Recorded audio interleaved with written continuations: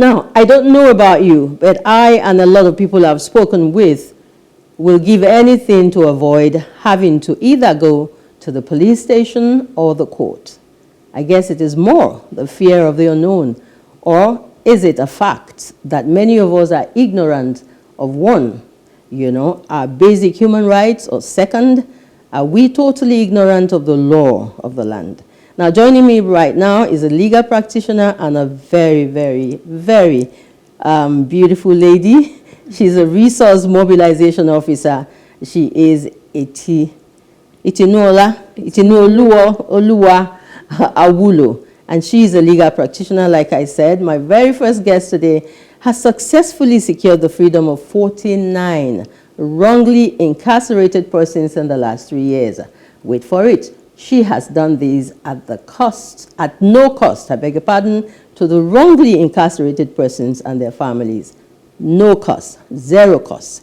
A social entrepreneur she is, and she's currently fundraising director at the Headford Foundation, which is a non-profit organization here in Lagos. Please join me as I welcome the beautiful Tunuoluwa Awulu. Tunuoluwa Awulu. Tunuoluwa Awulu. Thank you so much for having me today. Okay. It's been a long way coming. We've had this conversation. Please come on the show for like 2 months or so. Thank you. You eventually find. You're here finally. All right, so let's get to it. We're looking at the cost of justice. Very interesting topic, wouldn't you say? Yeah, it is. All right, so the quest for justice, equity and fair play can be said to be endless.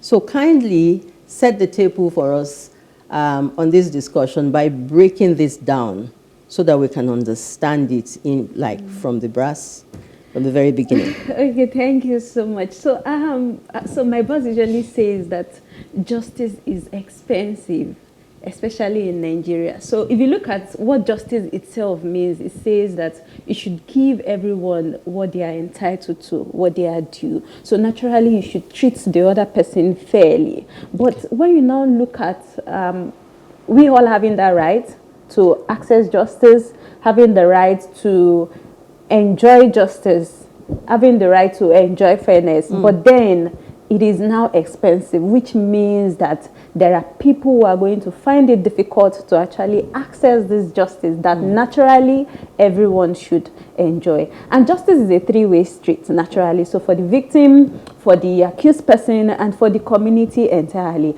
And each of these parties have come to experience or have to give a lot for them to get justice. So take, for instance, the victim now.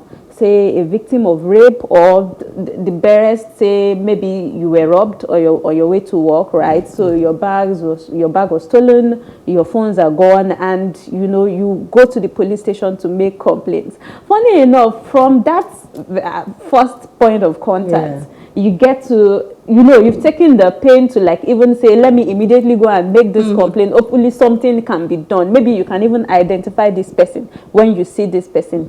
And then you get there, they are telling you, okay, pay for this, sit down there, 2 hours, no one is attending to you, so you're wasting time.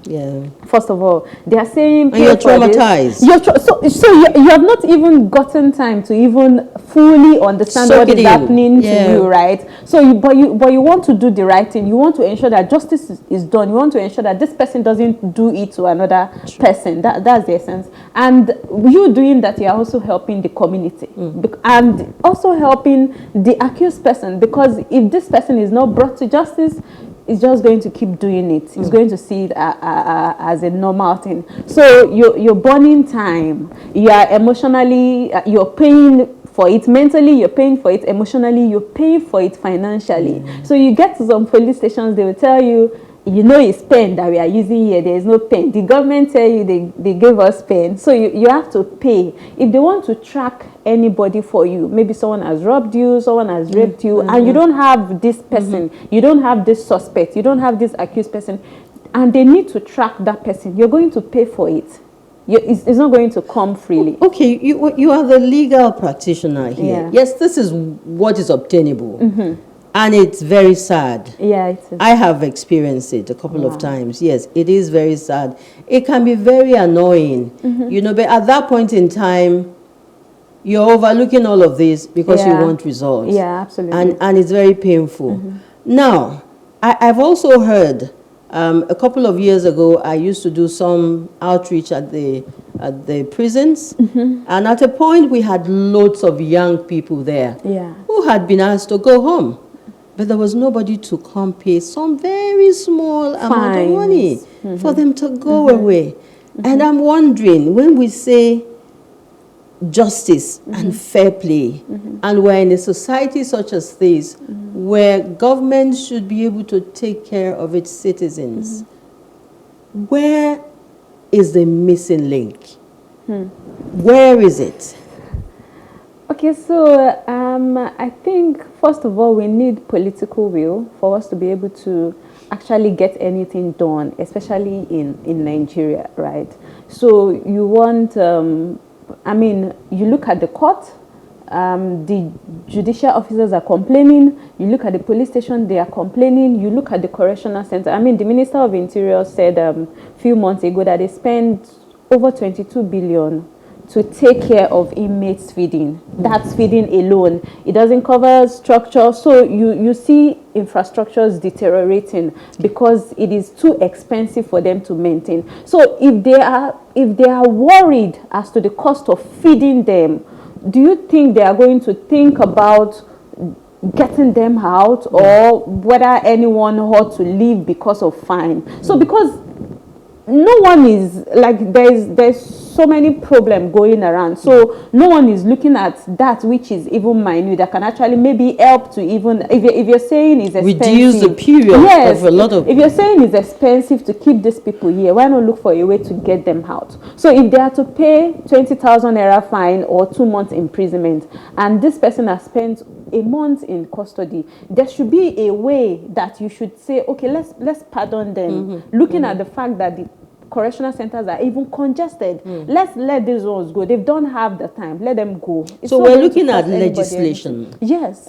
Because these things, it just can't come like that. There must be laws. So not just legislation, right? Because we have so many laws already. So many laws in play to say, this is how we should do this, this is how we should do that. But then we have all of, I mean, our current president has passed so many laws, right? So we have this act, you have that act, you have that act. So many that most people don't even know what is obtainable right now. They don't even know which one has been passed or which one is still the old one, right? But implementation comes to bear.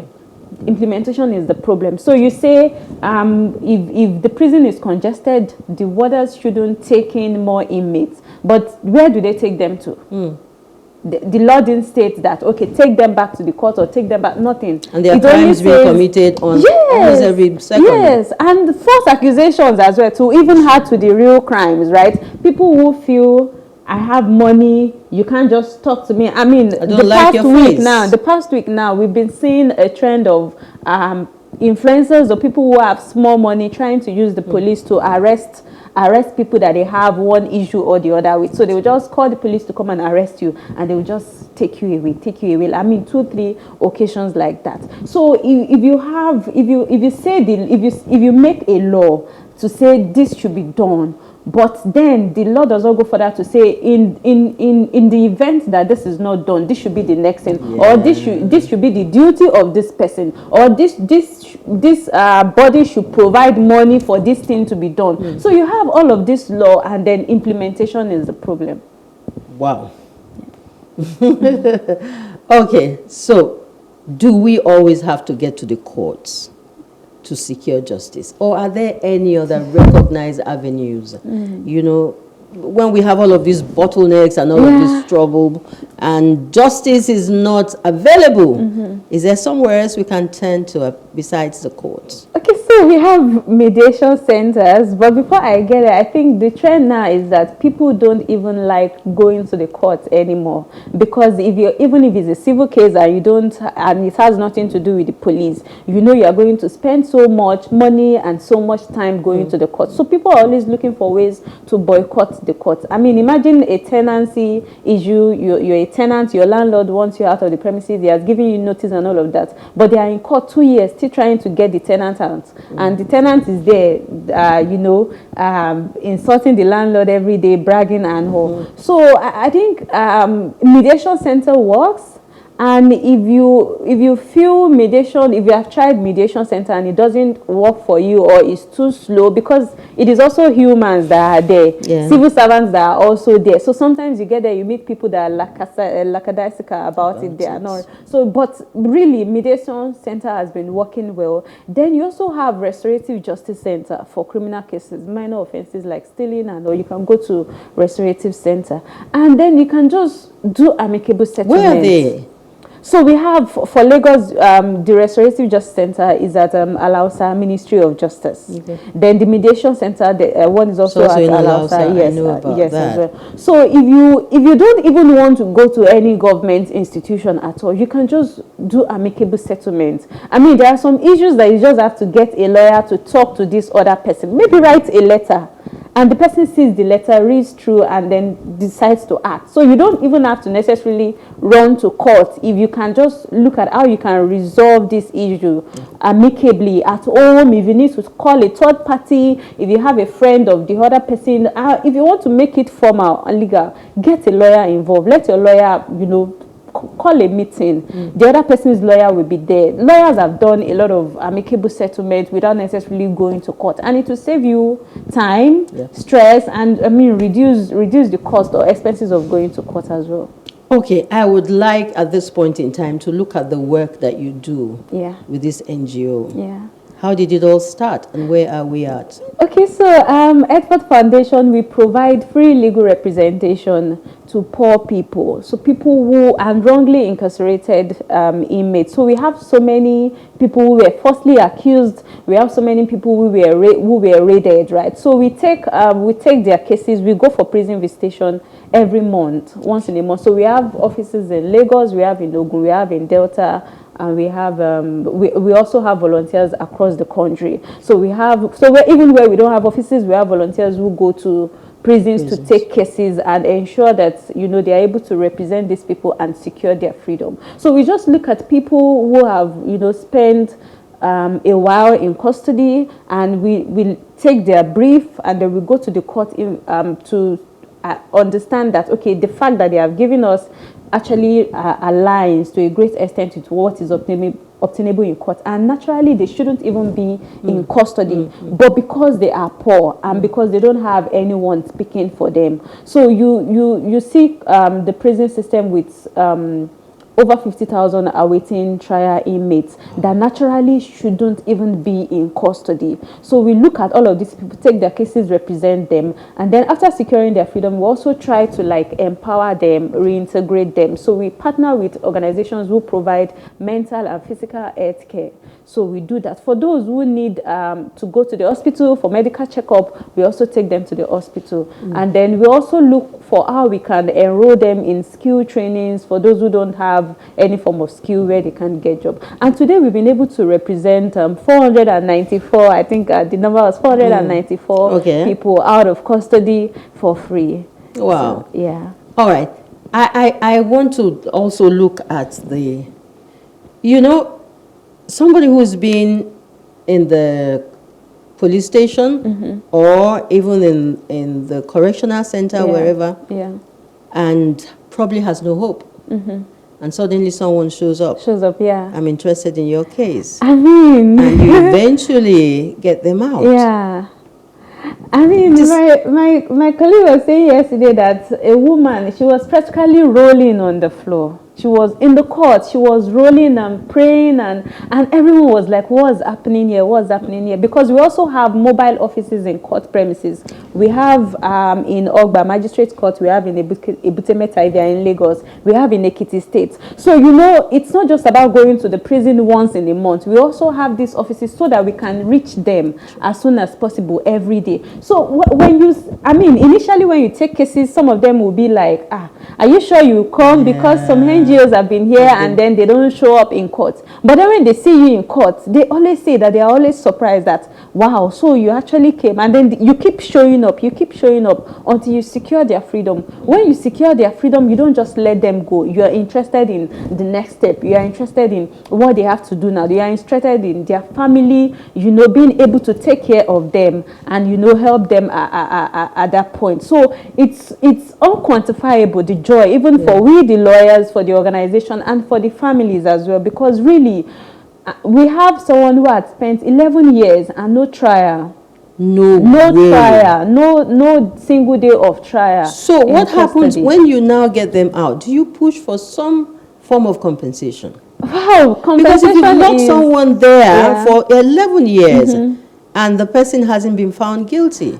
So we were lucky enough to get compensation for someone who spent 4 years. He was actually arrested in lieu of his friend. So he had nothing to do with the case, but they couldn't find his friend. And then they charged him to court for that. And the court awarded him 500,000 naira compensation. But you know, first of all, to even get compensation, if the court doesn't make that order at the point that they are releasing the accused person, you have to go back to court. So where is the money to even go back to court when you have other people who are still languishing in custody looking for people who will help them? So our focus still, you know, lies with those that are still there. Now, for someone who is out, they would even tell you, give me the money, let me eat. The money you want to use to pay the lawyer to go back to court, let me eat, let me find food first, let me eat, because I have to stay alive for me to be able to come to court and even come and testify and say that they have actually done something wrong to me. Now, for someone who has even gotten the compensation, you have to also enforce it. Because the person is not going to just come and pay. So justice system is a whole lot, really. Okay, so our focus is the cost of justice. And we are concentrating in Nigeria. This is a family-focused program. So I'd like to look at the cost of justice. How does it affect the Nigerian family, especially in this time where a lot of people are looking for what it is to eat? I'll tell you a quick story. So there is a man, he is a driver, and while driving, an accident occurred. Another driver hit his own truck, and then the same driver hit a shop. Instead of focusing on how to even repair this man's truck, because he was hit, he was affected in the accident, they arrested the two drivers and charged them to court for the damage that was done to another person's property. That man now, he spent over a year in custody before we were able to raise money for him online to perfect his bail. We took him home. The family were shocked because they were not even expecting him to come home. He has 6 children. The family members, you know, the children are scattered everywhere. Family members taking care of them. He practically told me when I was taking the case in custody that he had to tell his family to not even bother about money for bail, right? Let him remain here. Let him just take care of his children. That's how bad it is. And he wasn't even the one who caused the accident. No one is talking about how to repair his car. And, you know, last week he called to say the area where he stays, it has been marked for demolition. And they had come to demolish it. They threw his stuff out. So we had to look for an accommodation for him. That's the trauma. I mean, being incarcerated or having anything to do with the law doesn't just affect the person alone, whether you are a victim or you are an accused person. It's not just about the individual. It's about every other person around them. Because if you are a victim, everyone is involved. They want to know, how are you feeling? How are you doing? You're going to lose days from going to work. You're going to stay at home. Sometimes you might even have to go and see a therapist or go to the hospital. So it's a whole lot. Everyone, some other people will have to stay back at home to take care of you. So if you are the one probably you are the suspect here, you're in custody, or you're even on bail, you're going to keep going to court. It's going to affect you financially, it's going to affect you mentally, it's going to affect every other person. I mean, people practically take loans for cases in court. So it's, I mean, if you are struggling to hit two square meal in a day, it's probably going to reduce to one or even less than one. It's a vicious circle. And the economy is not friendly. Every day it's becoming worse by the day. Okay. So imagine now having a conflict with the law, or having something to do in court, or you get your employment terminated, and you're thinking, do I go to court? Do I have the money?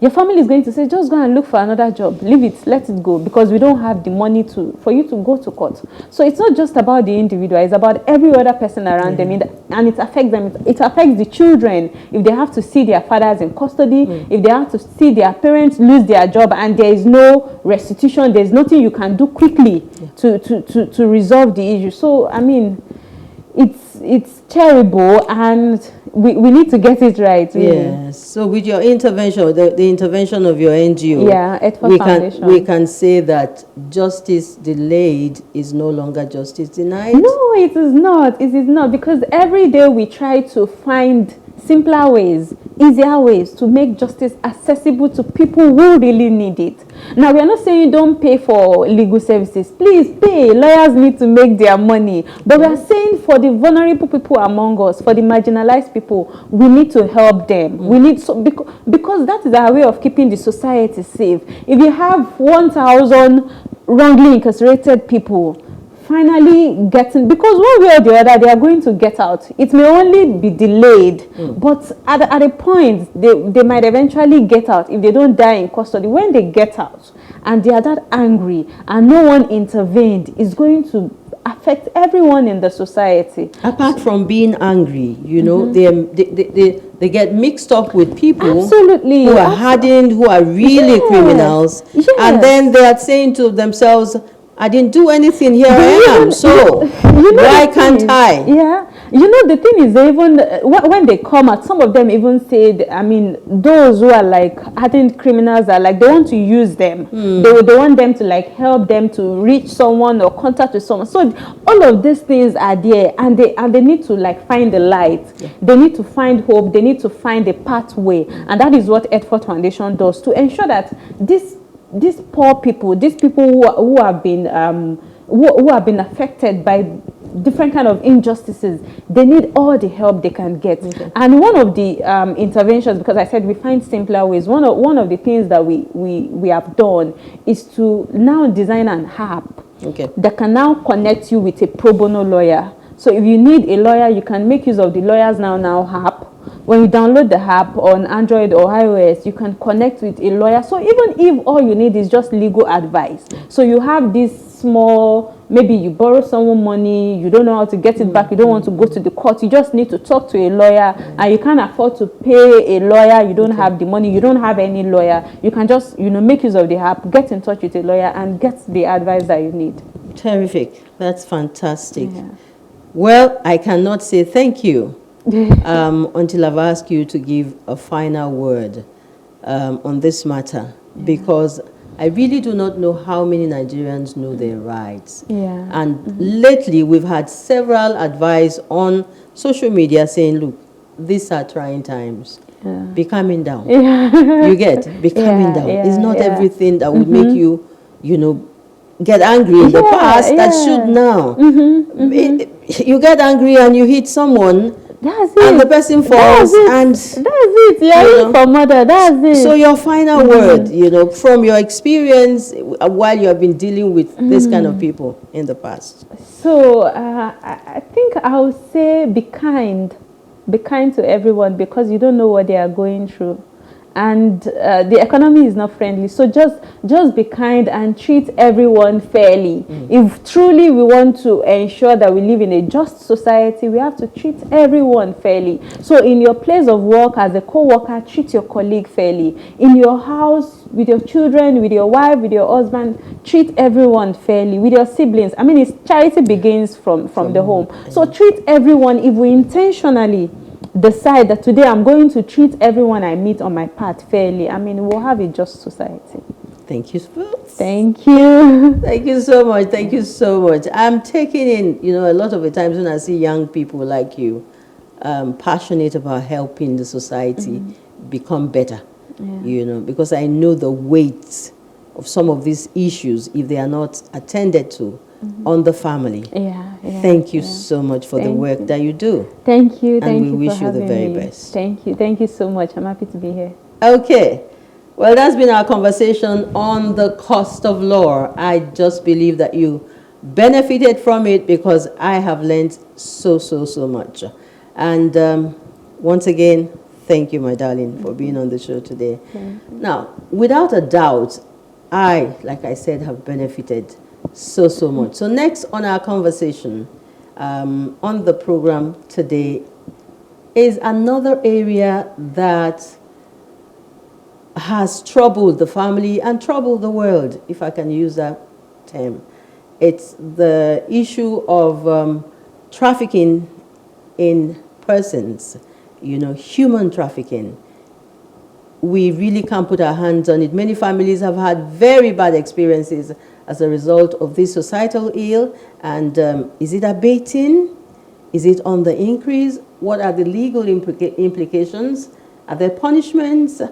Most importantly, and how can we reduce this practice? Answers to these questions and a whole lot more with our next guest on today's show. Please join me after the break.